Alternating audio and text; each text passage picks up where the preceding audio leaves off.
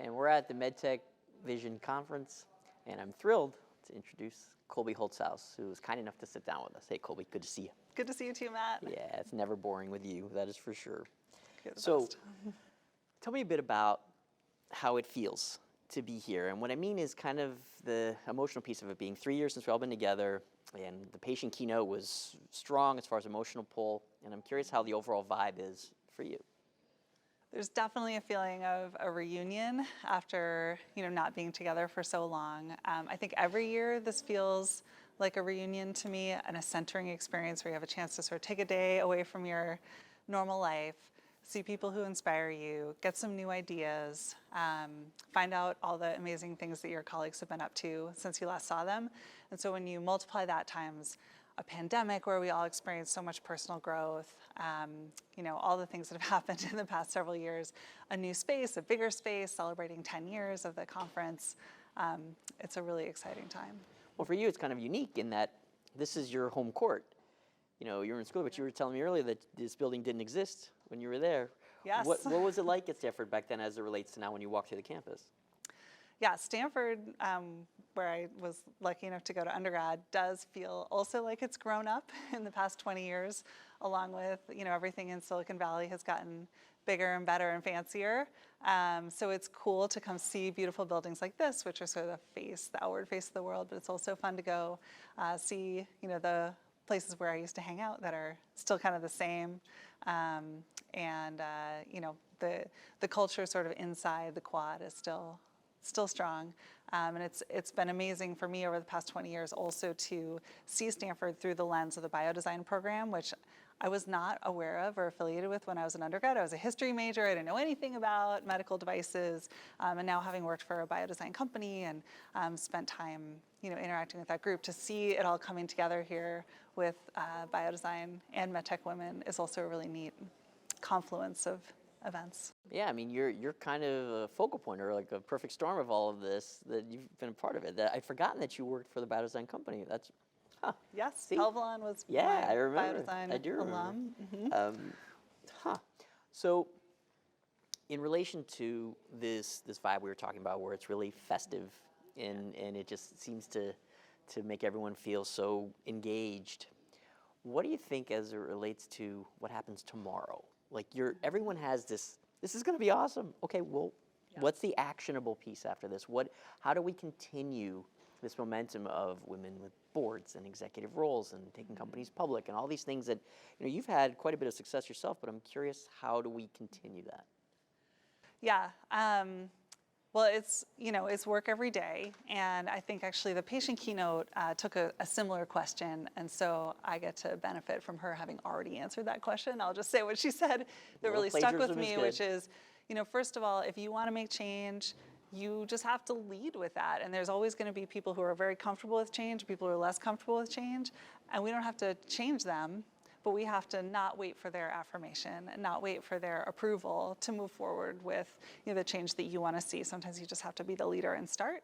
And sometimes that means starting in a big way, and sometimes it just means starting with your next meeting and making sure we're using more inclusive language, or making sure that we're thinking holistically about the patient and the patient experience with our products. So I think that this, as I said, this conference always for me is an opportunity to really get recentered. We always have a patient keynote, which is always really meaningful, and it challenges me to always think a little bit about, okay, what do I need to make sure I'm staying focused on when things get really busy and hectic, and you're just trying to get from one meeting to the next.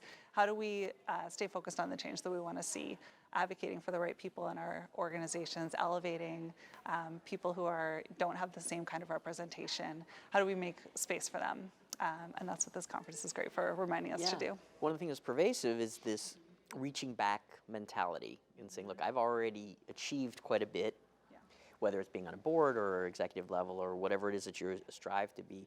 But how do I open the door for somebody who either hasn't had the same opportunities or they're just earlier in their career? Yeah. And so for you, I don't know if you have the opportunity to do that, but talk to me a bit about that. Yes. I take this really seriously because I'm really in this space and, have had so many opportunities because of the many people who have taken a chance on, spending some extra time with me, giving me advice, dropping a quick phone call when there was an opportunity available, mentioning my name to someone else. I mean, these acts of grace from people who had much more experience than me have given me so much opportunity and taught me so much and gotten me to where I am. So I'm very grateful to that. So I always try to hand that back. And, I think on a day-to-day level, that's about bringing as many people into the room as you can for every meeting, even though sometimes it's faster to get in a small room or have the decision in the hallway. When you have the discussion in the room and you bring everybody in who's going to be affected by the decisions you're making, you give them the chance to see, oh, that's how it works. That's how these folks are thinking. I need to, think ahead. So that's one thing I do in sort of my day-to-day life and at work. I try really hard to get back to all the many people who reach out and say, I want to be in women's health. How did you get to where you are? How can I do that? There's a lot of folks on LinkedIn who have an interest in our space. So at the risk of opening, a deluge, I do respond to folks and try to point them in directions of, where they can get into the space. It's funny, I was going to actually ask you that next, and you're reading my mind, which I'm concerned about, is the women's health piece. I mean, you've been such an advocate for women's health, and now how does this cross over? Because I imagine, like you just said, there's probably plenty of women who want to get into this space, but then there's also this feeling professionally of what we're trying to accomplish as well. Yes. It's an amazing time for women's health. I'll just say that first, because, if I think about, there was a conference maybe 6 or 7 years ago that did have a women's health focus, this MedtechVISION conference, where it talked a little bit about women's health, and it was sort of at the early stage of me being in women's health, and there was not as much interest. There wasn't really a belief that businesses could be successful. There wasn't as much investor interest in women's health. And we've really seen a change over the past, 2, 4, or 5 years. There's been a lot of focus on femtech, a lot of new, apps out there that are interesting, but also a lot of therapeutics, and therapeutics are getting funded more. I'm really grateful that Organon has, come into existence after spinning out from Merck, has this strategic focus on women's health as a big strategic company, creating more interest in the entrepreneurial environment. So, it's a great time to be working on women's health problems. And, similarly, as the, again, patient advocate talked about, there's an awareness of health disparities, both gender disparities, racial disparities, all the inequities that that exist in our health system are, increasingly well documented, well understood, and there's advocates that are making noise and being heard, to the extent of the White House taking action on racial disparities in maternal mortality. So it's an amazing time to be in women's health. Well, is there a compounding effect of all of this? The empowerment of women through other types of medical technology, in addition to all the things that we're talking about here and at university level, all the things that are happening above. Because now it's 50-50 a lot of times. In the person I interviewed before, Northwestern is 50-50 for their MBA program, which is fantastic. I mean, that's exactly what we want to see. Yep. So I'm curious if that's part of something you've noticed, where there just seems to be more of a appreciation for what everybody is trying to get to, and giving people that kind of platform to get there. Yes. I think people, this is part of the just overall trends of work, but people are looking for meaning in work.